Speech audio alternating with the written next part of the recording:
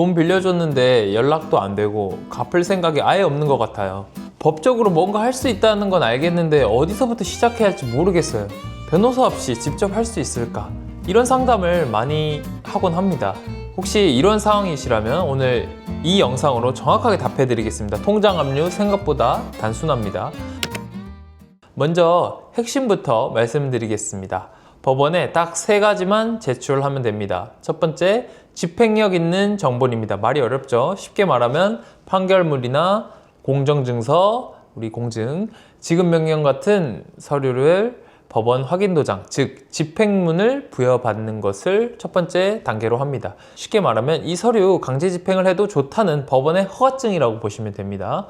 두 번째, 채권 압류 및 추심명령 신청서입니다. 법원 홈페이지에서 양식을 무료로 받을 수 있습니다. 세 번째로 송달료와 인지된 납부입니다. 사건 규모에 따라 다르지만 보통 몇만 원 수준입니다. 여기서 중요한 포인트가 하나 있습니다.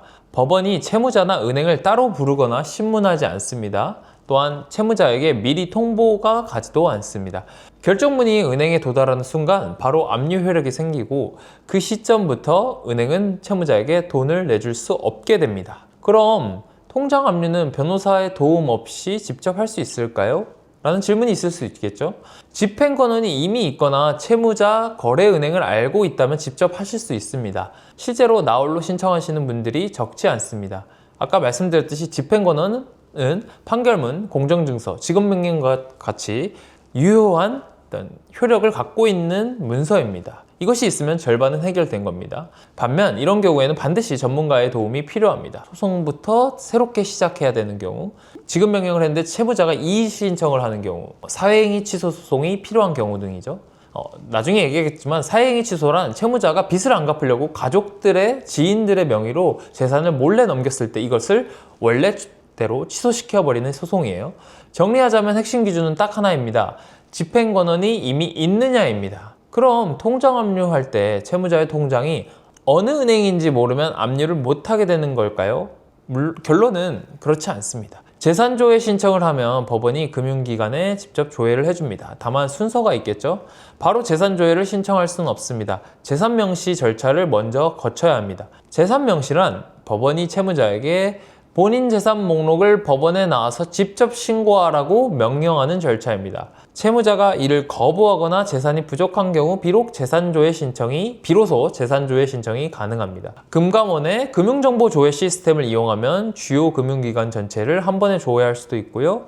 기관별로 조회 비용이 발생하지만 어느 은행을 쓰는지 전혀 모르는 상황에서 가장 현실적인 방법입니다. 그런데 만약에 채무자 통장 압류 직전에 돈을 빼거나 가족 명의로 돌려놓으면 어떻게 될까요? 실제로 이런 경우가 꽤 있습니다. 채권자가 소송을 제기하거나 압류를 예고하면 채무자가 미리 통장을 비워버리거나 부동산이나 여러 가지 재산을 가족 명의로 빼돌리는 거죠. 3가지 대응이 있을 수 있습니다. 첫 번째로 가족 명의로 재산을 이전한 경우 사회행위 취소 소송으로 그 처분을 법원에서 취소하고 원상 회복을 할 것을 청구할 수 있습니다. 예를 들어 채무자가 부채가 많은 상황에서 부동산을 배우자한테 증여했다면 그 증여 행위 자체를 무효로 되돌릴 수 있습니다. 두 번째로 강제 집행을 피할 목적으로 재산을 숨기거나 허위로 양도하는 경우 강제 집행 면탈죄로 형사 고소도 가능합니다. 민사 문제가 형사 문제로 번질 수 있다는 것을 채무자가 알게 되면 태도가 달라지는 경우도 많습니다. 세 번째로 재산 명시, 재산조회 신청으로 숨긴 재산을 추적할 수 있습니다. 금융재산뿐만 아니라 부동산, 차량, 국민연금까지 조회 대상이 됩니다. 마지막으로 차용증 없이도 이체 내용만 있어도 채무자의 통장 압류가 가능할까요? 라는 질문을 하실 수 있습니다. 이체 내용만으로 바로 압류 신청은 어렵습니다. 먼저 집행 권한을 확보해야 됩니다. 그런데 계좌이체 내역과 갚겠다, 조금 기다려달라와 같은 카톡 대화가 있다면 충분히 소송에서 싸울 수 있습니다.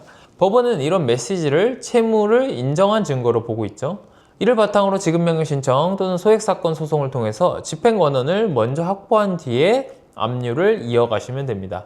지금 당장 하실 일이 하나 있습니다. 이체 내역, 카톡 대화, 지금 바로 캡처해 저장해 두세요. 차용증이 없으시다면요. 시간이 지나면 카톡 내용이 삭제되거나 핸드폰을 바꾸면서 사라질 수도 있으니까요. 네, 오늘은 통장 압류에 관해서 이야기를 나눠봤습니다. 빌려준 돈을 못 받고 있거나 채권 추심과 관련된 질문이 있다면 댓글로 남겨주시고 자세한 상담이 필요하시다면 본문의 링크를 통해서 연락주세요. 끝까지 봐주셔서 감사합니다. 임변이었습니다.